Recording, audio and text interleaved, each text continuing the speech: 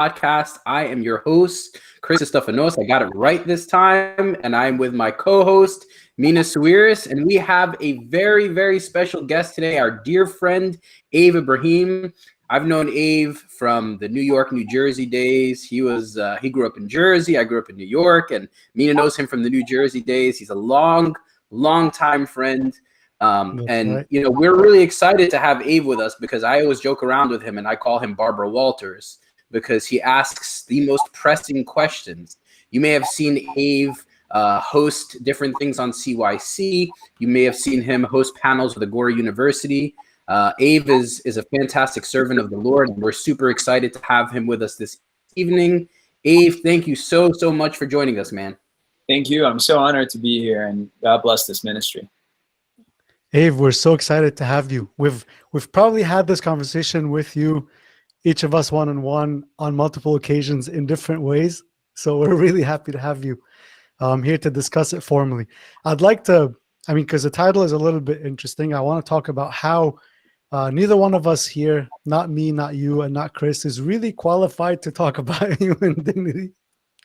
And that's because given the current national and international situation, the topic of conversation comes up a lot. We talk a lot about human dignity, or at least we perceive it in thought, because it does touch and affect everything that we've been doing and hearing, and especially in the last couple of weeks and in the last year. It's a topic that is a prelude to racism. It's a prelude to human rights.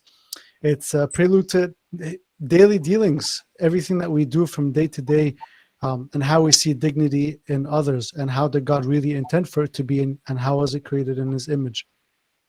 So we're very happy to be having this conversation with you today. I don't want to start off by saying that we are privileged in a way to speak about dignity from this side of the table, because a lot of times we are going to be confronted and we see situations that we just cannot deal with personally, and it will be very difficult to talk about this topic. It's easier to wallow in one's sorrow and feel that your dignity has been disrespected, and a lot of times it has.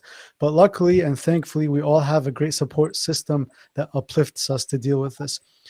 Unfortunately, not everyone has that, and some people have this issue of dignity that they deal with on a daily basis in very different forms. So I just wanted to start by saying, and I even told Chris this a couple of days ago, I said, dude, I don't even know if we can have this conversation, because yes, we can understand it, but there's so many people that we know who have lived it and lived the indignity of the human experience, that they can attest to it. But we're hoping that at least from this conversation, we can introduce the topic or reintroduce it in a way that is a little bit different and fully encompassing, so that we can talk about our own experiences as relevant, but not diminish or not let them overtake the real experiences of pain and suffering and indignity that happens in other parts of the world. So we're so happy to have you here with us, and I want to start us off by a couple of pictures that you shared. I'm going to have you describe them to everyone, because we have people tuning in on a podcast platform who cannot actually see the images. So I want you basically to go through the images that you've shared with us. We have 5 pictures that we want you to take a look at, because they're going to start us off on our discussion. Yeah, absolutely. Thank you so much for the introduction. And I'm not sure if I'm the best suited to talk about this, but I think there's an opportunity for us to even openly discuss it, and open our hearts to certain things that sometimes we're biased towards, or God hasn't really allowed for us to, or just see it with His eyes. And so the first picture I want us to just look at, what we're seeing on screen, are victims of the Katrina hurricane. It's a group of Black women and children. One is at the forefront, in tears, crying, experiencing immense loss.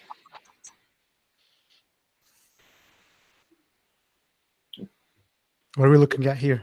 Yeah, this picture here is two women, actually three women, grieving an attack on a Coptic church. These are three Coptic women, unveiled, and I say that specifically, and you'll see why.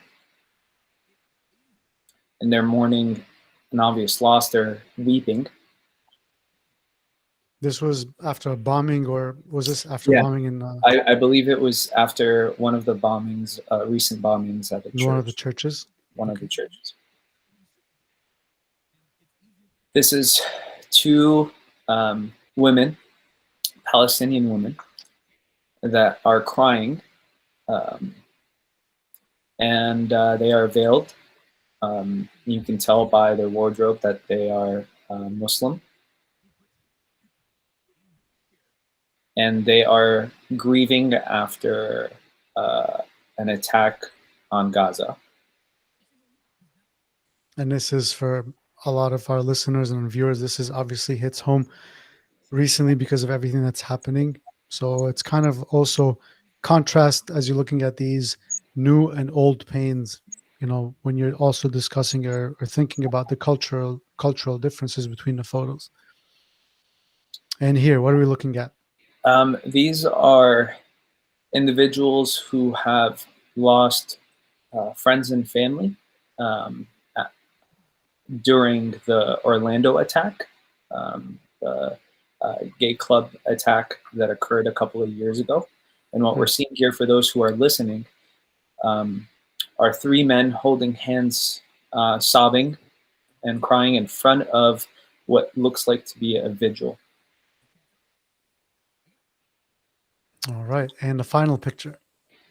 These are Asian women wearing traditionally Muslim wardrobe. They are crying. And these are Uyghur women. They're in China, and they are sobbing because of a recent attack on their ethnic group in China. And this probably happened a little. We've heard about this on in the media. It was highlighted maybe last year or the year before. Yeah. And just like all the other events, once it's off the spotlight, we don't really hear much about them anymore. So, Ave, tell me, why did you choose to share these pictures with us today for us to discuss them? So the reality is, and I wish this was kind of a question and answer kind of platform where I would ask the viewers and the listeners, did you react, or did you have the same level of compassion towards each of those pictures? Meaning, were you just as compassionate towards the victims in picture one as you were in the victims for the victims in picture three or picture four? And unfortunately, and I think a lot of this episode is going to be self-critical for myself, and I think our community at large sometimes. Unfortunately, the reality is no. We have certain things, certain biases. We are shaped in a certain way. Unfortunately, we are more compassionate to individuals, certain individuals, more than others. And so that brings us to today's topic, which is what is human dignity? Right? I remember back in graduate school, and I remember having a conversation very distinctly with one of my friends who challenged me at the time when there was an attack on one of the Coptic churches. And you see all the social media, like the Coptic social media erupts, and all your friends who are Coptic start to share, and you share and you talk about it. And he wasn't Christian, and he asked me a question, and he said, "How is it that you are always more prone to reacting when you hear something on the news about, you know, Copts, but not the same way when you hear something about someone else?" And I thought the answer was easy. I said, "Well, we are social, you know." We are social beings, and sometimes we mourn what we're familiar with, and we are attracted to what we are more familiar with. And I wanted to kind of like justify my behavior in front of him. Yeah, it's completely human nature to react to one thing as opposed to another. But to be honest, I think if I were to challenge myself at the time and now, and look at this a little bit deeper, look into the actual Christian understanding of what does it mean to see value. And in order for you to equate mourning, to equate two different groups of people mourning, you have to be able to equate their value in your eyes and in your heart first. Yeah. And that's challenging, given that we have all these human restrictions and affinities that we have, and we are constantly asking ourselves to rise above them and to talk about them. So I agree with you. I think looking at the pictures that you were showing us, it's easy to say, well, I know what this pain feels like. Maybe I don't know what that pain feels like. And I think this is good for us to start challenging ourselves and to challenge the conversation and our listeners as to why that is the case, really. Yeah. Yeah. It's, it's a conversation like yourself I had with my sister over and over again. And the peak of this was during the attacks in Egypt during the revolution. The Arab Spring in 2010, for the viewers or the listeners who might not be familiar with this, there was a specific attack. There was a Maspero incident in that a lot of the victims were mostly Coptic Christians. For some strange reason, my response and my reaction to that attack versus the number of other individuals that were lost and victims in the attack was heightened. And I felt so ashamed afterwards, because I had this conversation, this thought-provoking conversation over and over again. And what triggered it was, I saw the reaction of my Muslim brothers and sisters towards all of the other individuals, all of the other names. And their reaction was extremely intimate and real. And I was rather dismissive. And of course, there might be some like political reasons that we cite to justify these kinds of reactions.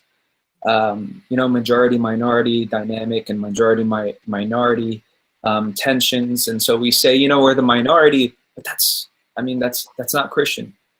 And we're lying to ourselves. And, tying it back to the idea of dignity, you realize that we all live on, this premise that we think we believe in, is that human dignity is objectively universal. But you realize more and more that that's not the case.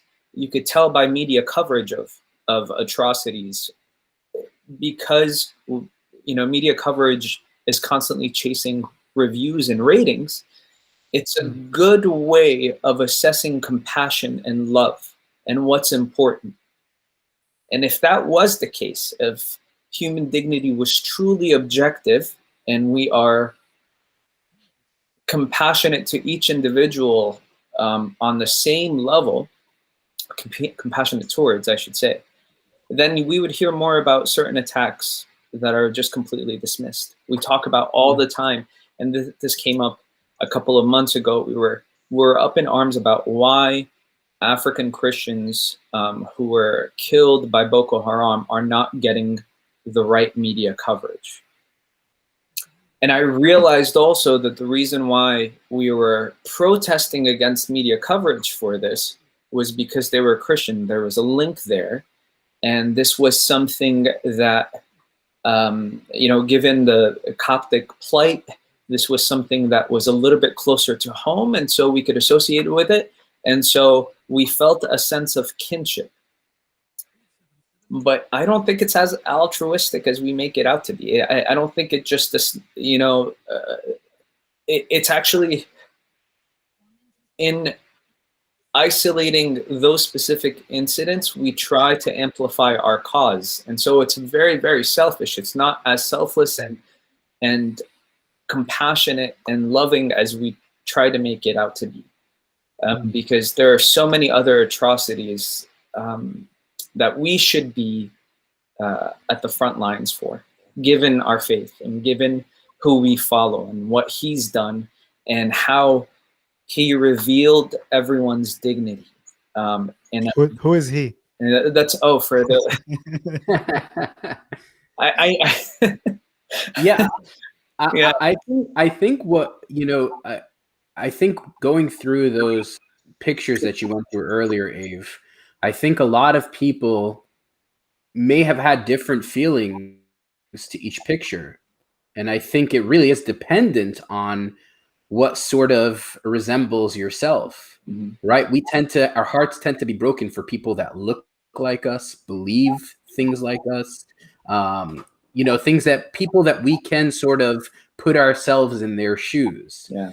But I think the thing that we really need to clarify for our viewers and listeners is where we get this idea of dignity from. Like, what is the objective standard of human dignity?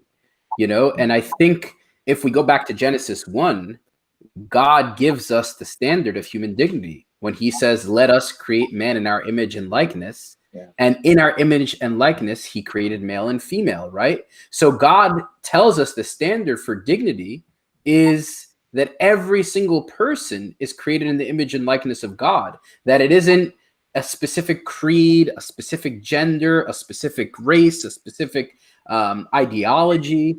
All are created in the image and likeness of God because of the intrinsic fabric of being a human, and that's the whole point of this season, is like what it means to be human, right? And that's why we're coming up and talking about this discussion, is because in order for us to really understand what it means to be human, we have to understand the value that each of us have in one another, even if we totally disagree with each other, even if we find ourselves at complete opposite sides of the spectrum in a variety of subjects. Yeah. And I think in looking at those pictures that you posted, Ave, there could probably be a number of people watching and saying, I don't really care about those people because they don't believe what I believe. I don't really care about those people because they don't look like I look. I don't really care about these people because so and so and so.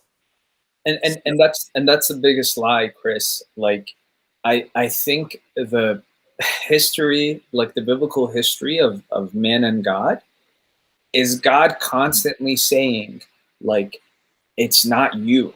It really has, your worth has nothing to do with what you're doing, right? Your conduct doesn't really determine your value. And that's the problem, right? Because that is one of the major barriers that we have for compassion towards others. We constantly say, it's their decisions. They made certain decisions like that. We hear it now in the rhetoric associated with certain atrocities that are coming. They're like, well, if only they didn't do this. Well, if they stop doing this, then maybe this.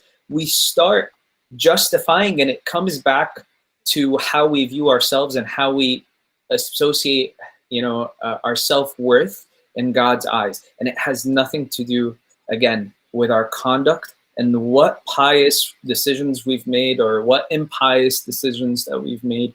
Christ over and over again, even in the Old Testament, David says we are fearfully and wonderfully made. Like, that's a snapshot of humanity. David also said, like, who is man that you are mindful of him? The Son of Man that you crown him with glory and honor. It's all the perspective of God towards us. It's never our perspective of ourselves. And we're constantly trying to revert that, to create this false hierarchy. Even when we tried to restore dignity down and elements of social justice, we want to do it from our perspective and our lens. And again, it's still very much subject to our biases and our self-love and our pride sometimes and our ethnocentrism.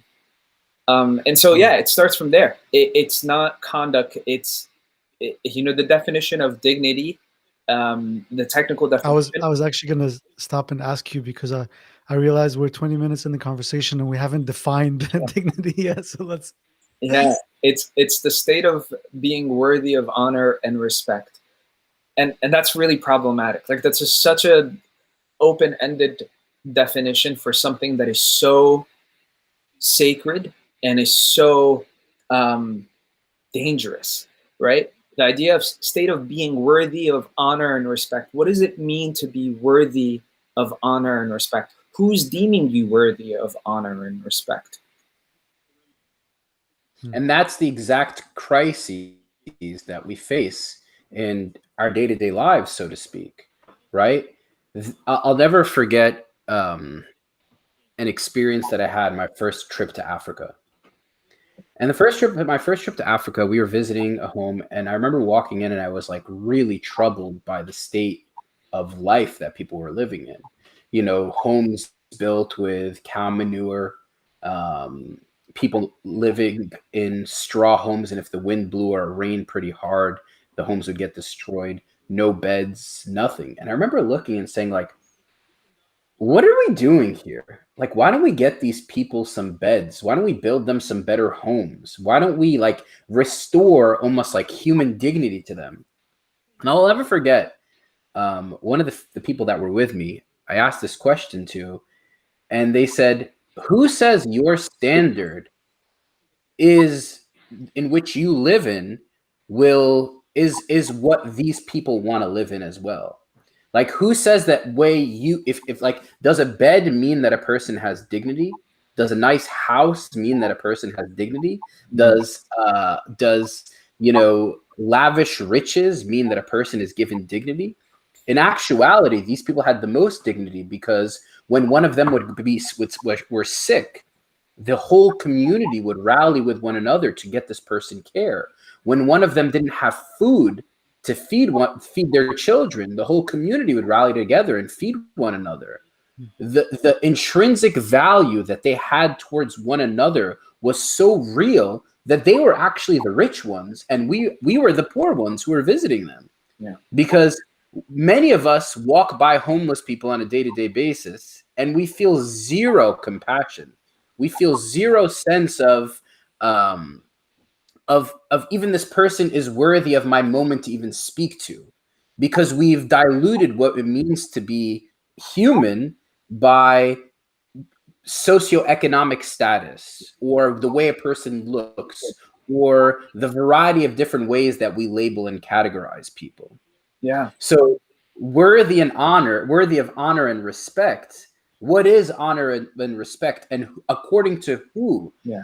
And my definition of honor and respect is different than your definition of honor and respect. And that's where we get into this whole idea of relativism. It's relative, you know, it's blah, blah, blah. But there has to be an objective standard by which we view one another. What do you guys think? Yeah, I do like that distinction between the subjective and the objective stance on dignity. You both said something about intrinsic value. I want to come back to that before I carry this forward. The entire, like, the way that we are used to society looking and determining value is something like, or assigning value to something is a totality or the summation of the individual parts. You look at something and you divide it into components, and then you add all of this up, you assign value to each of them, you add them all up together, and you say this person is worthy of such because he is made up of these components. And you do it subconsciously and consciously. You look at someone who is sick or has like a skin disease, or someone who has a big nose, or like one leg that is like shorter than the other, and you do it to yourself. If this is you, or you do it to someone else, you say, okay, this person, the totality of who they are, in my eyes, they are worth this much, and they're worth this much of my time, they're worth this much of my effort, how much money they have, what do they look like, and all these different factors. And it is kind of like the way we look at diamonds, in a sense. Like, you both have had to do this before, and I've had a friend who had to do it recently. When you're shopping for a diamond, you have to look at like all these like inclusions, and you have to look at the cut and the clarity and how it's cut, how does it reflect light, and based on all these factors, You come up with a value and you say, this diamond is worth this much money. Now, intrinsic value, sorry, Eve, go ahead. No, I was just going to say, and you subconsciously create a hierarchy of value, which is the most dangerous thing, and which is why those pictures appeal to certain individuals more than others, because they develop their own hierarchy of who is more valuable. For sure, and that's why it is so vital when we speak about this issue to say that intrinsic value of human beings has nothing to do with the summation of their parts. That is a complete construct of our own view. And one of the, I think he's a philosopher, I think his name was Kant. He said that the way that he determines that human beings have dignity is that everything that you assign value to, or that you take and put into this like hierarchy, depending on the individual parts that you like and you don't like, is a goal. Is a means. The only thing that has intrinsic value, true intrinsic value, because of who it is, without the total summation of its parts, is the only being who is an end to, or a goal. It's not a means. So you look at, and that's why we have a problem with objectification when we talk about violation of dignity, right? Is because when you treat human beings as an object that you're using them to get somewhere, just like you look at a house or you look at a car or you look at a diamond, then you fall into this hierarchy system, because some are better than the other. But if you look at human beings as an end to themselves, they are the goal. They are not the means of reaching something. They are what you're seeking to reach because they are part of who God is. Then in a way you stop looking at them as individual parts. Does that make sense? Yeah, absolutely. I think, and the hierarchy is built on, or at least that framework or the paradigm of looking at people as individual parts. It's either utilitarian, right, or preference. And the preference is based on biases that are just extremely flawed, right? Utilitarian in terms of how can I benefit from this? And sometimes we lie to ourselves and we think that it's selfless association or selfless compassion, but it's really not. Sometimes it's in the case of the convenience of going abroad sometimes and going to Bolivia or Africa or anything like that. There's a convenience there of getting a sense of self-fulfillment, right? That's very utilitarian as well, right? You're utilizing those individuals as a means to feel fulfilled and a means to feel complete and to as a sense of purpose, right? If you don't have the right framework. And you guys said something that was wonderful, that there is a huge difference between the idea of restoring somebody's value and revealing somebody's value in our eyes. God has already restored individuals' value. That value is objectively there. And you said it, Nina, and you said it, Chris. It's intrinsically and objectively there. The danger is when we think we need to create value for others based on our own standards, as you said, and based on our hierarchy. And that's why policies and all of these reforms will always fall flat, is because there isn't an underlying principle that value is already there and it can never be taken away, and there's nothing that we could do to build on it or reduce from it. And what's incredible is, and you know, I don't want to go into apologetics or like the social elements of Christ's life, but he constantly strips apart this hierarchy that we're talking about in terms of value over and over again. And maybe this is the segue where we talk about our role and what we should be doing more in terms of revealing dignity and revealing value. And I wish just like Doctors Without Borders, I wish we should have, like, you know, dignity without borders, or revealing value without borders, because that's our role. It doesn't matter what the border is, whether it's a social border or a physical border or whatever it is. You know, we should, the convict, right? I was thinking about this before we got on this. So when you were telling me about the topic, I was just thinking, I was like, it is so incredible what Christ did to the convict and the criminal, and how far we are from that sometimes as like the current day. Obviously, there's been much done in the history of Christianity in terms of social justice reform, but one of the few people that had a firm response to what their afterlife looks like was a convict, a punished convict. And it was like open to everyone to see. Wherever you read the gospel, you will see that this person's dignity and value was conveyed, even though, and it goes back to the idea of, value and dignity is not something that it's not merit based, because this person was a criminal, but God spoke to him, the only righteous man, the Son of God, the all pure, spoke to him and gave him a seat in paradise next to him. Like the disciples were constantly like left in this ambiguity of where they'll end up, right? Like, am I going to be on your right or your left? And Christ never ever gave them a straight answer.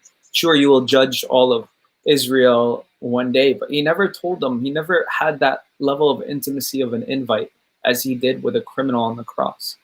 The foreigner, right? The Samaritan woman, like the sick, the leper, the woman, what he did in terms of speaking honor to even the word woman, and the child, what he did in terms of, God knows what kind of child abuse there was, and it was universal. And I think, unfortunately, we try to pick and choose the dignity and the value that we would like to see in others. Sorry if I went on a tangent. No, I actually love that tangent you just went on, because it is through the example of Christ that we learn how to treat people with the dignity by which he's bestowed upon them. He was constantly reaching out to those who society deemed as the outcast, the undignified. It was intentional. It seems like it seems like it was all scripted. It seems like, he had a 20, obviously he does, but he had like a 2020 map or 2021 map of all of the individuals that we would deem as part of, victimhood. And he was just like a checkbox. Boom, boom, boom. Yeah. Boom, boom. He made the undignified dignified, right? Yeah. Like he took bleeding women, leper, blind, fisherman, tax collector. If you go all through all of those people groups, they are the modern day outcasts, right? And at that time, the outcasts as well, right? And I want to just highlight a point that sort of resonates with me from what you were saying, is when you think about how social justice is done in the modern context versus the way social justice was done at the time of Martin Luther King Jr. Martin Luther King Jr. was seeking the rights of the African American community in America based on the principle that based on this like dignified principle that all men are created equal in the eyes of God, right? And so he never made the people who are oppressing him the enemy. He never said the white man, so to speak, is the enemy. He looked at the person who was oppressing him as his equal, as almost his beloved, his brother, Yeah. Versus, I think sometimes the way we do social justice in the modern context is we make those who disagree with us our enemy. And by proxy, we are stealing their dignity from them. In our eyes, we say they are undignified. They don't deserve they're not worthy of respect and honor because they disagree with me. So I think the objective measure has to always go back to that. We are all created equal in the eyes of God because we are created in his image and likeness. That fundamental principle. Now, there are many people that can say, well, you can believe those things without faith, right? Like, that moral equality outside of faith. But I think sometimes when you strip faith out of the equation, it makes it very easy for you to make the person who disagrees with you your enemy. Christ is the only one who transcends that conversation when he says, if you love those who love you, what good is that? Even those who are the worst of the worst love those who love them. But the real rise, the real level of demonstrating that you understand the dignity that God has given to the person in front of you is by you vehemently disagreeing with them and loving them despite the disagreement, and seeing the value despite the disagreement. And that I'm not seeing in the modern context of how we do things. And I pray we can challenge our listeners tonight is to look at the world through the eyes by which Christ dignifies the world. What do you guys think of that? Yeah, absolutely right on. I think it's hard for any of us, no matter where you are on a political spectrum today, to take off your political sunglasses and say, I want to look at this objectively, not from the way I understand it. And that has translated into how we see things and how we treat everyone around us. And it is, I agree that it is very prevalent in the issues across, like, on either end of the spectrum. When you talk about like human rights problems and you say, okay, um, people in, like, let's say in Palestine are disproportionately dying at a larger rate than the Israelis, and that constitutes a human rights issue. Whether you agree or who's at fault or whatever, that's a discussion. That's a different discussion. But these are facts. When you talk about racism, we talk about um, gender issues. You talk about all these things in general outside of a political lens, and you'll say, okay, these are areas that we can easily identify these extremes. But what about the day-to-day life aspects, like the lesser extremes, the things that we deal more with on a daily basis? There's also so much there that we can, talk about and reflect on and focus on. When you talk about women who are in an emotionally or physically abusive relationship, or children who are constantly being told certain things about their body image, or you having the notion, even like with an annoying boss, that you want to write them an email to rip them to shreds. All these things are like things that we deal with on a day-to-day basis that also don't help us into seeing dignity in the person who's across from us in their different forms. And when you guys were talking about, the example of Jesus in the different stories, one story that comes to mind, besides the ones you guys mentioned, is Zacchaeus, because the gospel does take time to actually explicitly say that the guy was short and that he was also not loved by his community. So for a short guy to actually parade himself and get on top of a tree in on a very crowded day, for everyone to actually to see that, like, he's someone who has been told every day about, like, his shortcomings, whether it's physical or societal, or like because of personality issues, people hated him. He's a tax collector. um, he wasn't liked. And to know that he was also of short stature, and to know that he was also putting himself up on top of a tree, for everyone to still hammer him with all these things, tells you that sometimes we reach a point of getting our dignity, um, I guess, completely tarnished by people around us, that we start to believe what they say about us. Yeah. And we say, okay, at this point, there's nothing I can do. They might as well curse me out. But you see that Christ, outside of everyone else, he calls out to him and he says, Zacchaeus, you come down, bro. Tonight I will be with you at home.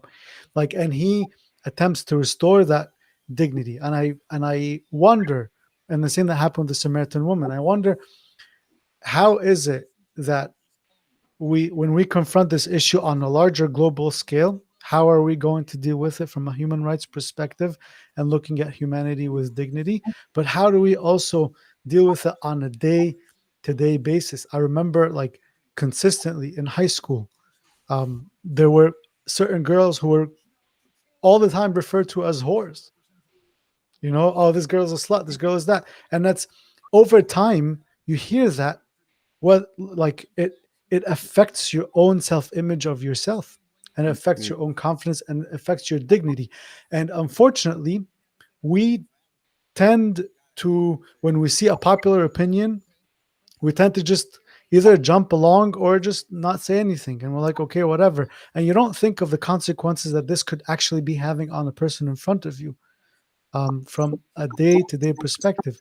So yeah, I agree that the social construct that we have now in terms of like putting to new laws or putting programs, it helps, but it's limited help because it has to be looked at differently.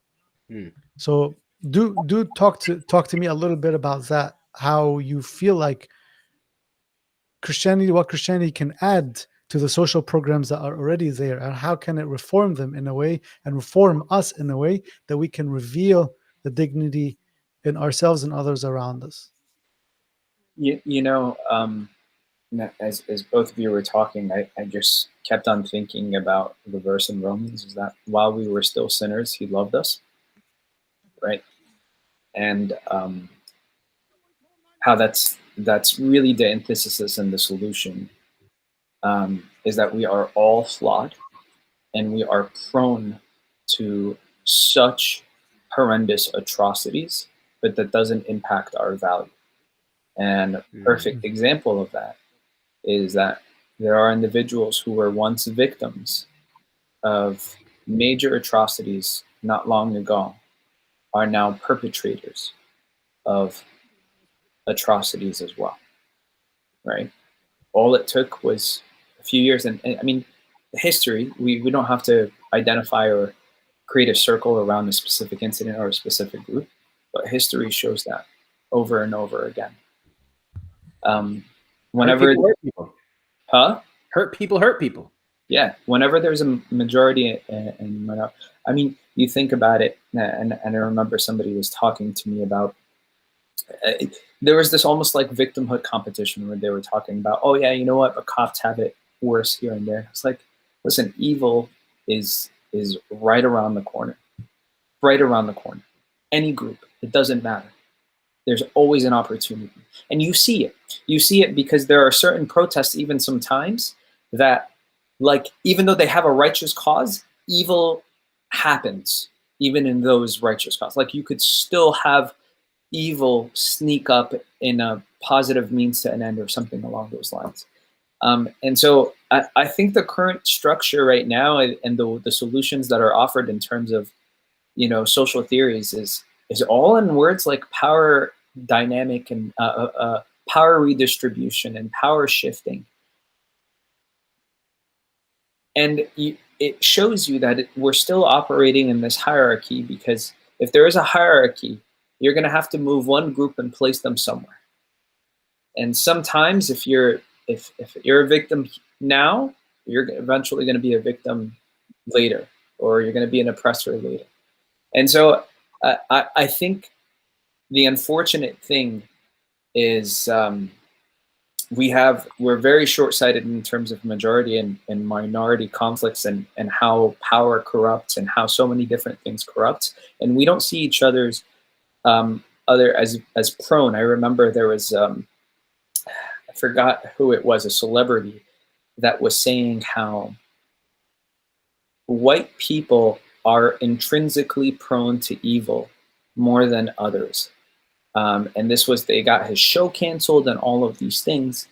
But people were trying to justify and do some mental acrobats around that kind of comment, saying, oh, you know, it's because currently with the power dynamic, white people have oppressed and historically have oppressed African Americans over the years.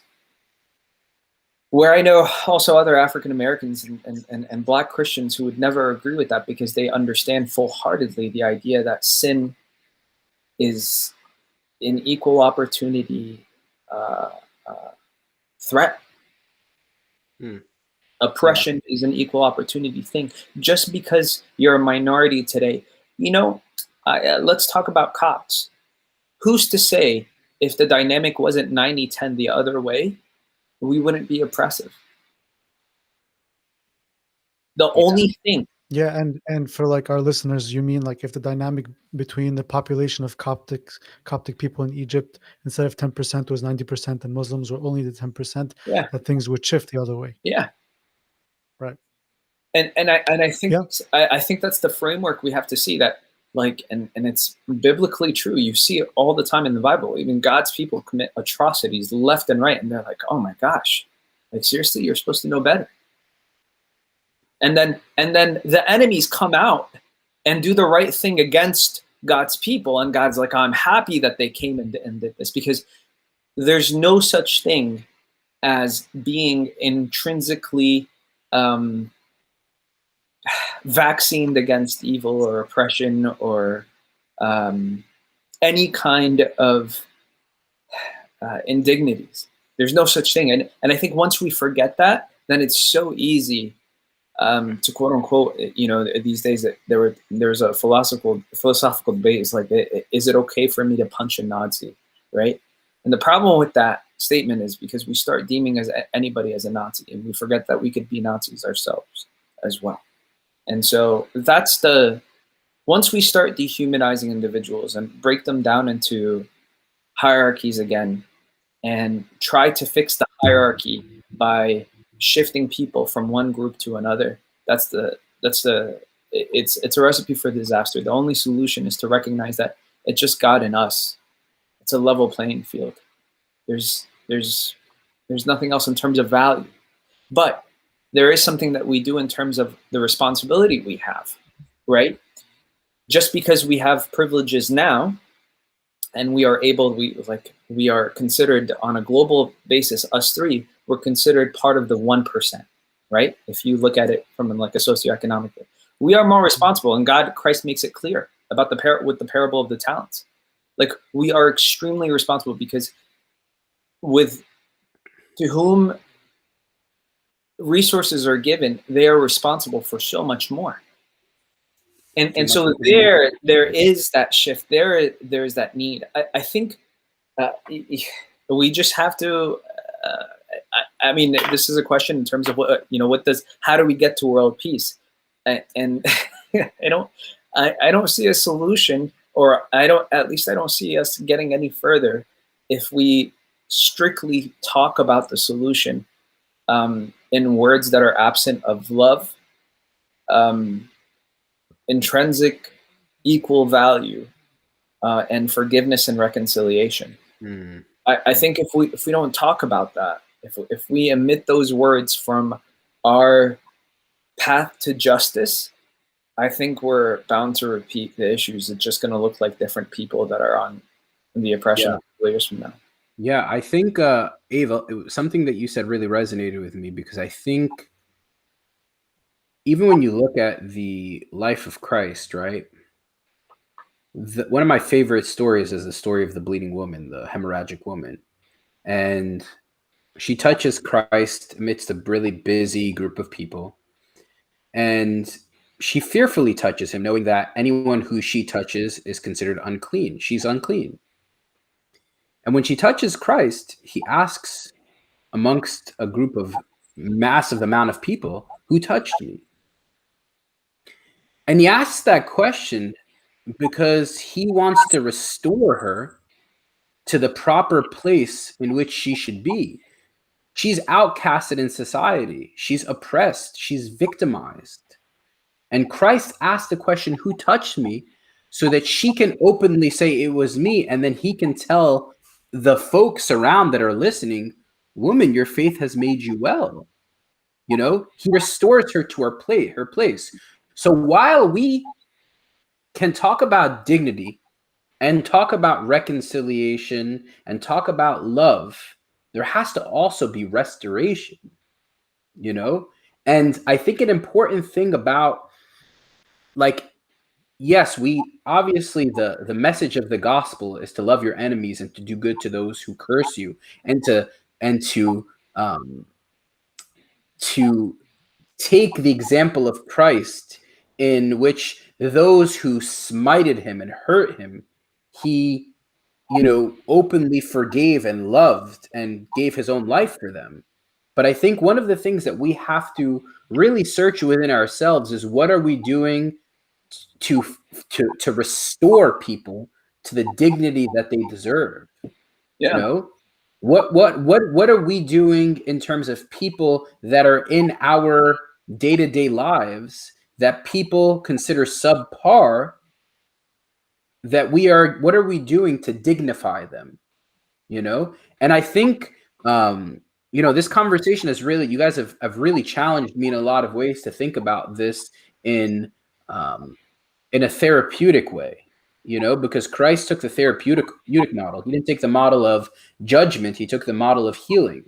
What are we doing to be healers? What are we doing to be beacons of peace and hope and encouragement to those around them? What are we doing? Like the buzzword now is being an ally, right? Like that's the thing. Or what are we doing to be an ally?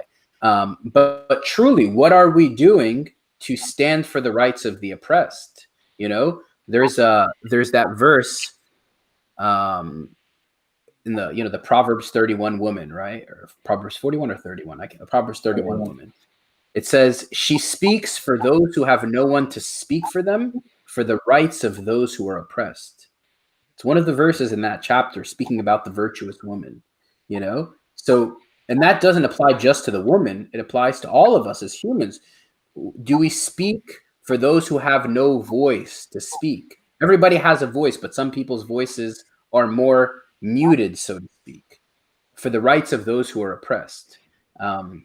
And I think, Abe, you hit on it really strongly by saying, to whom much is given, much is expected. We are in a position of privilege. And I think many of the people who may be listening are listening to this conversation and saying, yeah, I'm in a position of privilege too. I don't know what to do. So what would you encourage our listeners to do practically to be beacons of hope and dignity to those who they encounter on a day-to-day basis? I say to follow Christ in that Christ was more than just an ally. He became intimately aware of our condition. He became part of our condition. I don't like the word ally, because allyship speak of war, right? It's a war reference in terms of power and if you're an ally with somebody, then you're bound to have an enemy, right? And our only enemy is evil itself. I would say to become intimate, like intimate in terms of your compassion, your prayers, to really challenge yourself to be one with those who are suffering, regardless of how foreign, their language or their culture or their perspectives are, regardless of how little they look like you. Look past that and be intimate with them. Christ embraced the cross, embrace their cross. I think that's from just at least a spiritual and prayer life perspective, is to pray for that level of intimacy and to mourn with those who are suffering, and not just to choose who they are. I wish we live in a time where, we pray for both the victims and the oppressors, because they are both lacking something big time. One's earthly and one's spiritually at that moment. The victim happens to be suffering a physical suffering, and the perpetrators are spiritually victims in their own selves, right? But I also think from a perspective of like physical need, I think challenge yourself. Why are you giving, or why are you helping out certain groups or certain causes or etc. over others? Is that coming from a place of talent and resources, and just a matter of like you do have the specific conviction and the skill set to address the needs of one particular group? Or is it coming from a perspective of bias?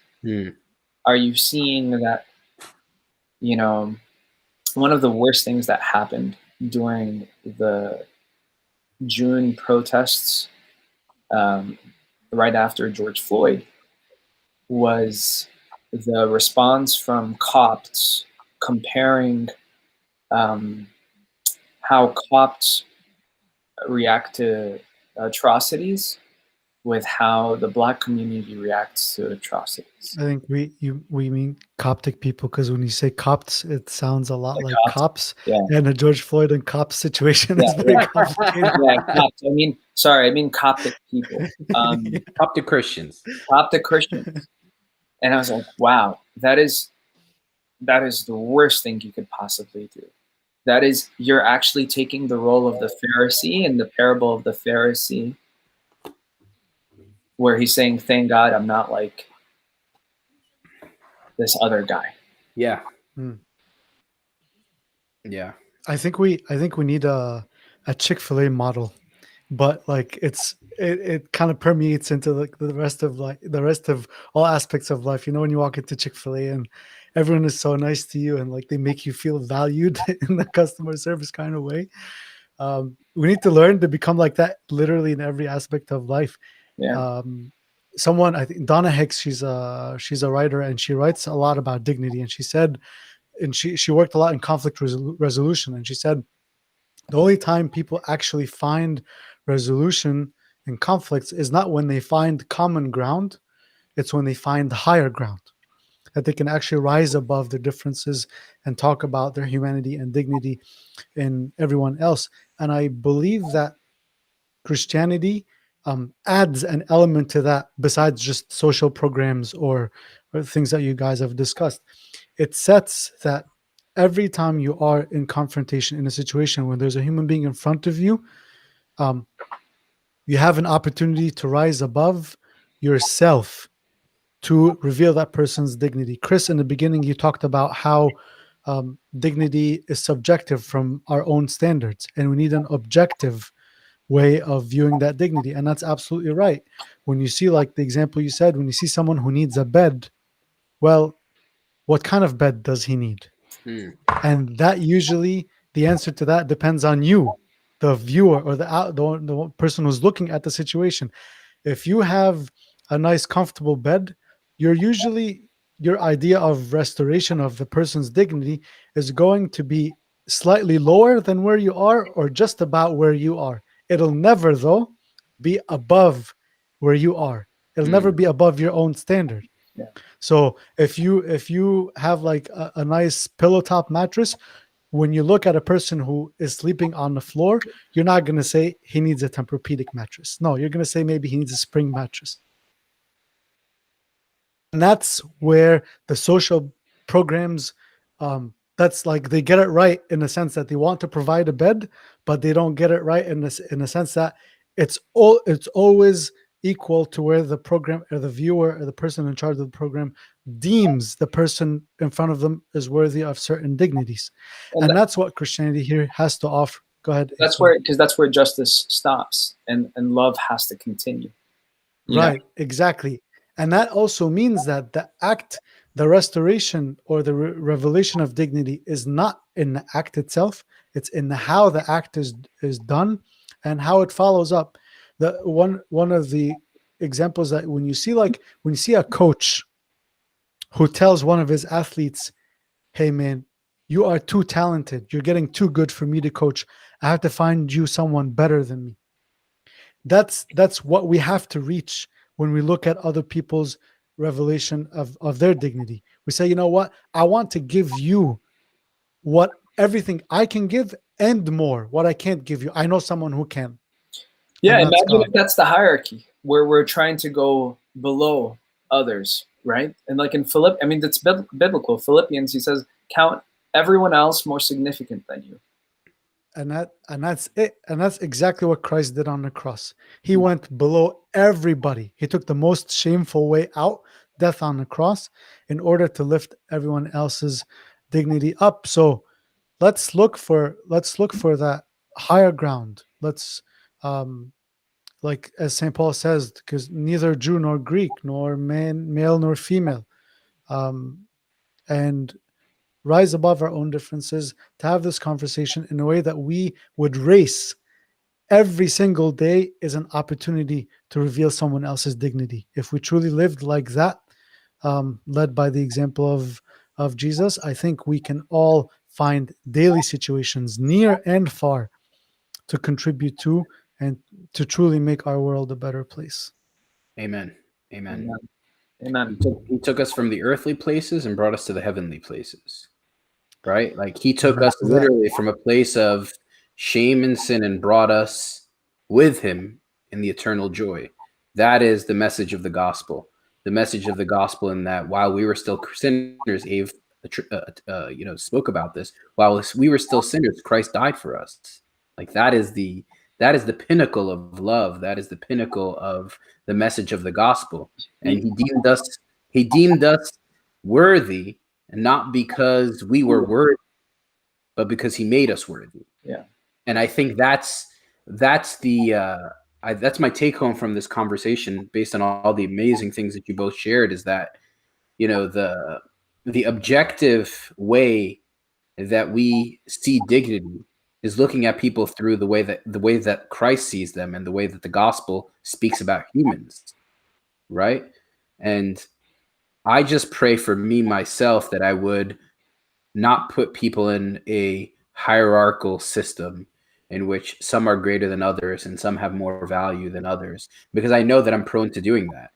And I know that I have a lot to confess and repent of in my day-to-day life of doing things like that, you know?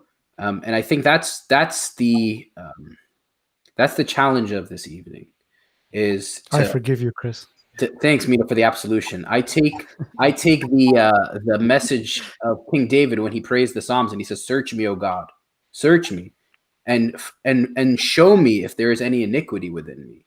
So I pray that all of us and our listeners would search within us and see if there is any hierarchy that we are placing on humans, because the message of the gospel is that all men are created in the image and likeness of God. And not only are they created in the image and likeness of God, but we are his workmanship. Ephesians 2:10, created in Christ Jesus for good works. We are the best of his creation.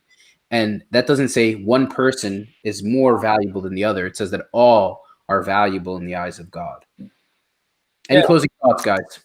I mean, run towards the person in pain without thinking who they are and what they are. Yeah. Right. If I could just say this wonderful quote by Saint Gregory Palamas, and I think this is really how we approach everything. I think he says, this isn't his first homily for any theology nerds out there, even though this is the reintroduction and everything like that. But let's see. He says, in his love, he gathers us together to himself and makes us members of one another and of himself. And so I think the trick here is to realize to really swim in his love and recognize that we belong together in that love. We can't do any of this without recognizing his love and being intimately, up to our head in his love and swimming in it. Amen to that. And to realize that our own self-restoration comes from seeking the restoration of others around us in every single way. We belong to each other. Amen, man. Amen. Ave, thank you so much, man. It's always great to have these conversations with you. I'm glad that we have one on the record. It's recorded now, so I'm glad to have that and look forward to many more Lord with have you. Mercy. may God protect your subscriber numbers. Dude, don't worry. God will bless them and make them flourish. And I'm glad, for our sakes that you're here with us today and shed some light on really important issues that we can think about and reflect on.